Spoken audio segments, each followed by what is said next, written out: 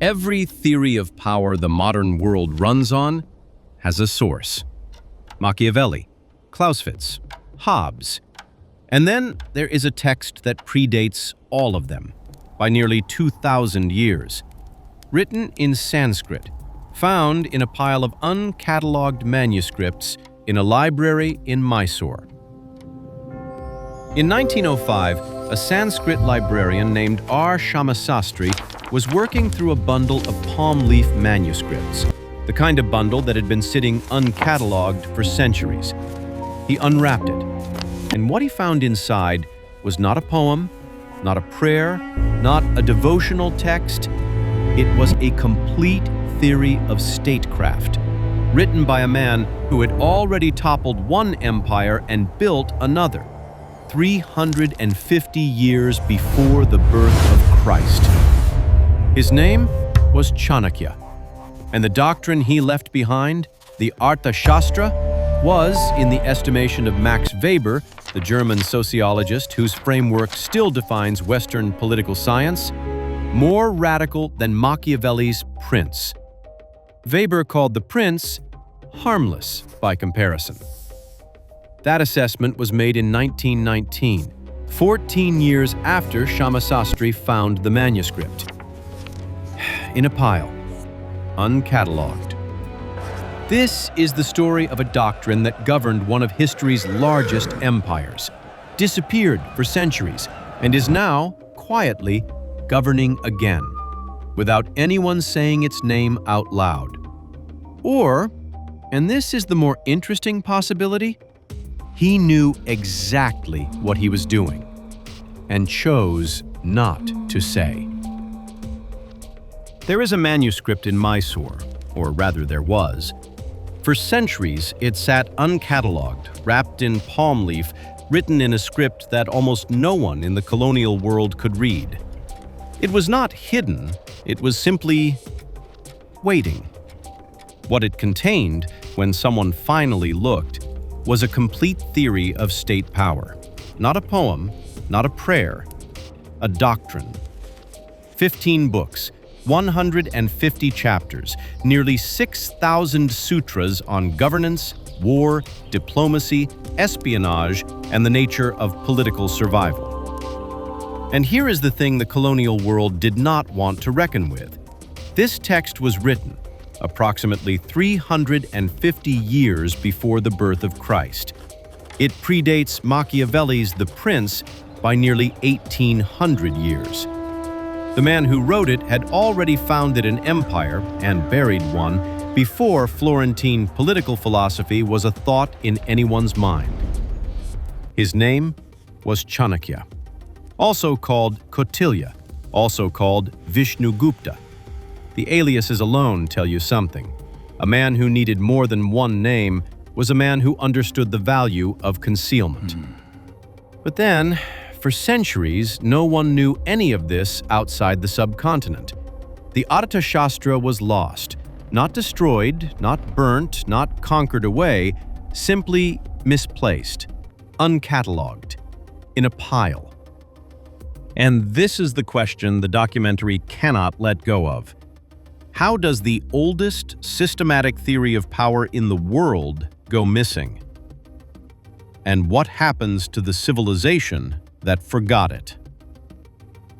The answer begins in 1905, in a library, with a man named R. Shamasastry.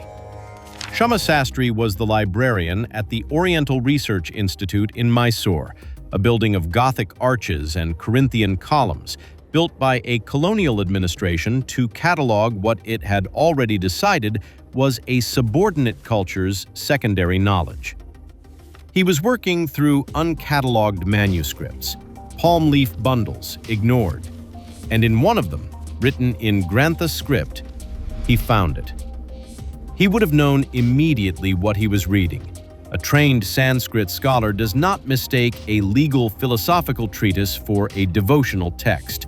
The structure, the sutras, the taxonomy of the state. It announces itself. He published the Sanskrit edition in 1909, the English translation in 1915. Rabindranath Tagore praised it. The Maharaja of Mysore awarded Shamasastry the title Arthashastra Visharada, Master of the Arthashastra. And the world of political philosophy had to make a very uncomfortable adjustment. What had they found? Let us be precise. Chanakya built a theory of the state on 7 indispensable elements. He called it the Saptanga: the king, the minister, the territory and its people, the fortified capital, the treasury, the military, and the ally. 7 components, and his claim was absolute. If any one of these fails, the state begins to collapse. Not gradually, not theoretically, functionally. This is not advice. This is engineering. The Arthashastra reads less like philosophy and more like a systems manual, the kind of text that assumes the person reading it will actually be governing something. And then there is the doctrine of circles. Chanakya called it the Rajamandala.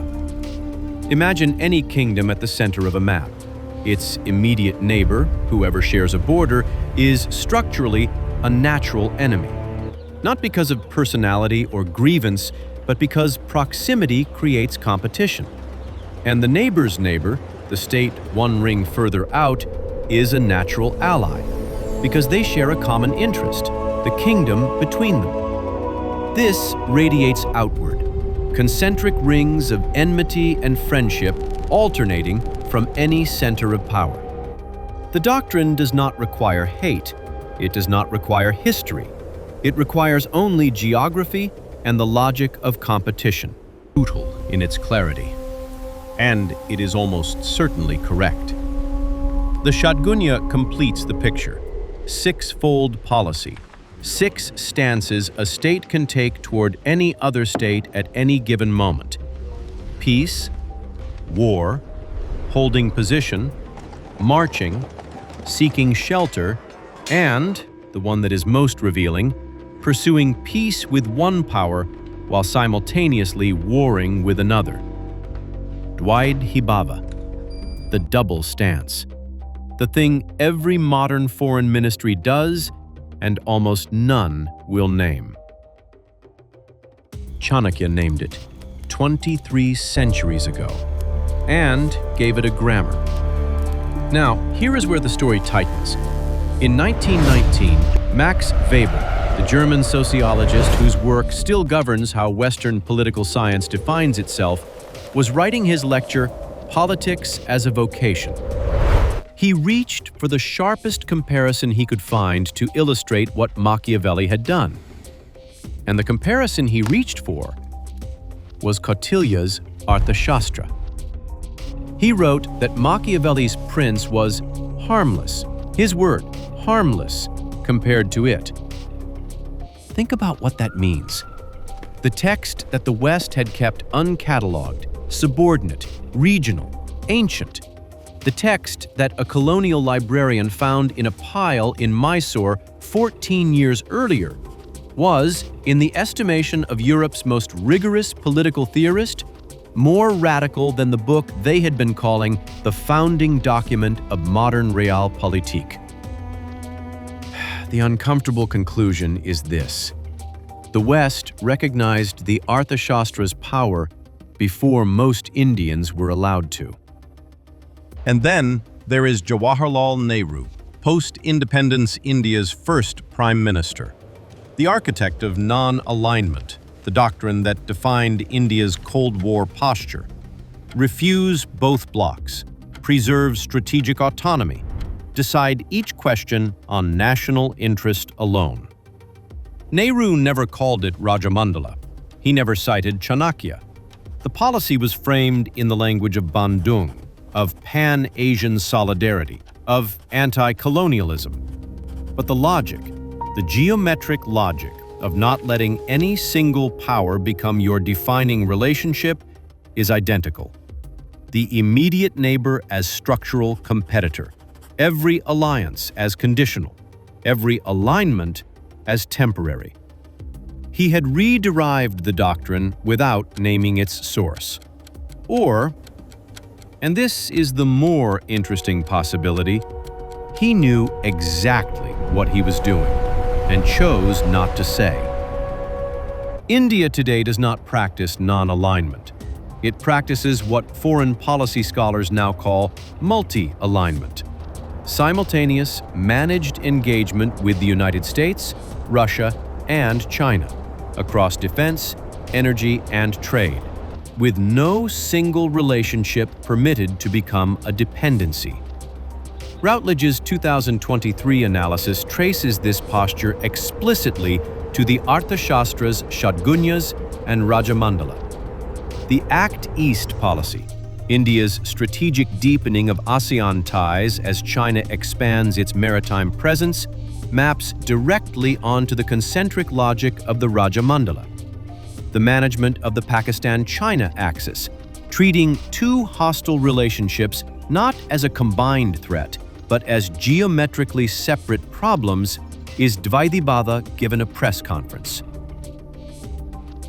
Chanakya did not predict the 21st century.